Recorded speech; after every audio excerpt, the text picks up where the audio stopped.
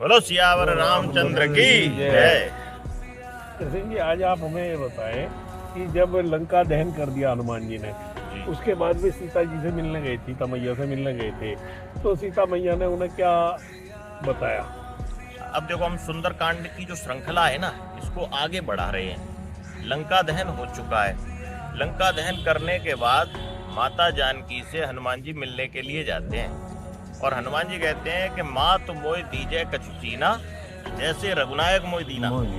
जैसे रघुनायक ने, भगवान श्री राम ने मुझे मुद्रिका दी थी ना, वैसे ही मुझे कोई ऐसा चिन्ह दो कि साक्ष्य के तौर पर मैं ले जाऊं।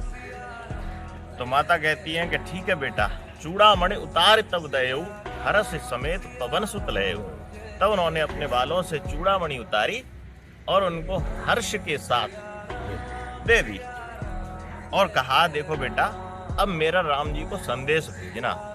पहले तो मेरा प्रभु श्री राम जी के चरणों में प्रणाम कहना और उसके बाद उनसे कहना कि देखो भगवान, आप यद्यपि सब प्रकार से पूर्ण काम हैं, आपको किसी चीज की कामना नहीं है, क्योंकि आप साक्षात परमेश्वर हैं, भगवान हैं।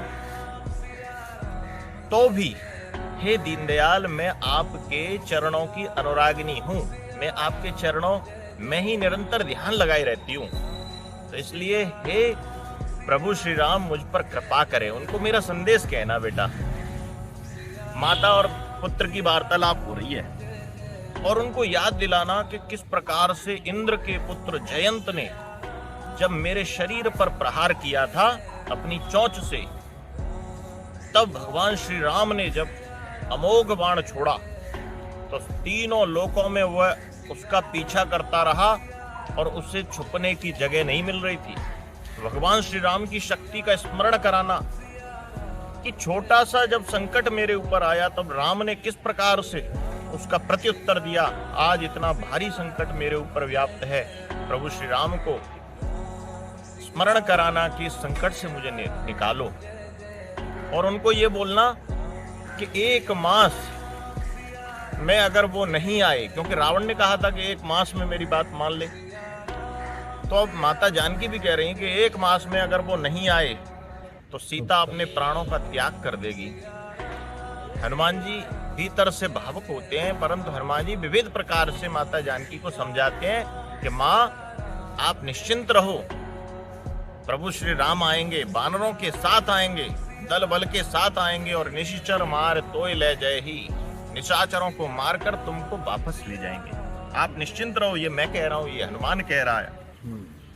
हनुमान जी अब वहां से चलते हैं माता जानकी के चरणों को स्पर्श करके। हनुमान जी जब चलते हैं तो घोर ध्वनि करते हैं आकाश में, और जब घोर ध्वनि होती है, जैसे रॉकेट चलता है ना, तो एक ध्वनि होती है, तो वैसे ही जैसे ही उनकी ध्वनि हुई तो लंका के भीतर जितनी निशाचर स्त्रियां थी वो सब घबरा गई और उन जो गर्भवती थी उनके गर्भ गिर गए। तो ये स्थिति थी और सब राक्षस इधर उधर भागे, दौड़े जा रहे हैं चारों तरफ। हनुमान जी ने वहां से छलांग लगाई दूसरी तरफ, जहां वानर दल बैठा हुआ है उधर की तरफ, और समुद्र के ऊपर जैसे ही वहां पर पहुंचने वाले होते हैं तो आकाश में से किलकिला ध्वनि सुनाई देती है। और वो किलकिला ध्वनि कैसी है? वानरों में जब हर्ष होता है, किसी बात का आनंद होता है, तो फिर वो किलकिला ध्वनि सुनाई देती है।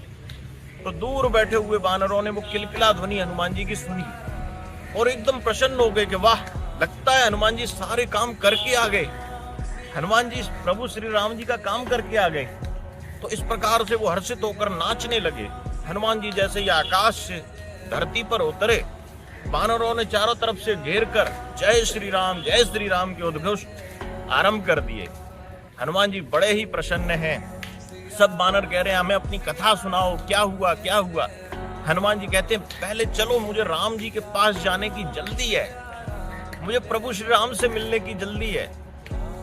वो सभी वानर दौड़ते दौड़ते राम जी के पास चलते हैं और हनुमान जी रास्ते में उनको सारा वृत्तांत बताते हैं कि किस प्रकार से लंका को उन्होंने विध्वंस किया, किस प्रकार से माता जानकी से प्रथम बार भेंट हुई, किस प्रकार से माता जानकी ने मुझे कुछ बातें कही जो राम जी को संदेश देने के लिए हैं। तो इस प्रकार से अनेकों बातें, अनेकों विचार जो उन वानरों के बीच चर्चा के विषय बन गए। जय हो पंडित जी, जय हो। फिर वो जब प्रभु श्री राम दूर से बैठे हुए हैं, अच्छा इससे पहले सारे वानर बीच में रास्ते में मधुवन पड़ता है तो मधुवन के फल खा रहे हैं। और फल क्यों खा रहे हैं? क्योंकि उनको अब इतना हर्ष हो रहा है कि मधुवन को उजाड़ दो, क्योंकि वानरों का एक स्वभाव होता है कि जब हर्ष होता है तो फिर वो कुछ ना कुछ ऐसा कार्य करते हैं। तो फिर वो मधुवन को उजाड़ के मधुर फल खाने लगे। और सुग्रीव को दूर से ही सूचना मिलती है कि वो मधुवन को उजाड़ के फल खाते हुए आ रहे हैं। तो सुग्रीव कहते हैं कि लगता है प्रभु श्री राम का कार्य करते हुए आ रहे हैं, क्योंकि अगर राम का कार्य ना होता और वैसे ही आ रहे होते तो ये खा पी कर नहीं आते और इतनी हर्षित होकर नहीं आते। तब जब सारे वानर जब प्रभु श्री राम के सम्मुख पहुंचते हैं तो सब वानर प्रभु श्री राम को साष्टांग प्रणाम करते हैं। राम और लक्ष्मण फटिक की शिला पर बैठे हुए हैं, उनको प्रणाम करते हैं कि भगवान राम काज हो गया। फिर जामवंत जी उनको हनुमान जी की शक्ति और बल और राम काज के विषय में पूरा वृत्तांत बताते हैं और हनुमान जी की प्रशंसा करते हैं जामवंत जी। बड़ा हर्ष हो रहा है सभी वानरों में। और राम जी तो इतने व्यवहल हो गए, व्याकुल हो गए कि हनुमान जी को हृदय से लगा लेते हैं, बस छोड़ नहीं रहे हैं। और ऊपर प्रभु शंकर जी, भगवान शंकर जी माता पार्वती को जब ये कथा सुना रहे हैं तो वो भी भावुक हो जाते हैं कथा सुनाते सुनाते, क्योंकि हनुमान जी साक्षात शंकर जी का अवतार है। तो राम जी उनको हृदय से लगा लेते हैं और कहते हैं कि हनुमान तुम जैसा कोई व्यक्ति, कोई नर मुनि या फिर कोई सुर, कोई भी इतना उपकारी नहीं है मेरे जितना तुमने उपकार किया है। हनुमान जी कहते हैं कि नाथ न कछु मोर प्रभुताई, सब आप ही का कार्य है, आप ही की शक्ति से, आप ही के बल से सब इतना सब कुछ मैं कर पाया। इस प्रकार हनुमान जी राम जी को माता जानकी का पूरा संदेश प्रदान करते हैं, राक्षसों की शक्ति और राक्षसों के पूरे योजना और किस प्रकार से उनका रणनीति है, उन सब का परिचय कराते हैं श्री राम को। और सब वानर हर्षित हैं, राम जी हर्षित हैं। तो ये आज का वीडियो हम यहीं समाप्त करते हैं। बोलो सियावर रामचंद्र की जय।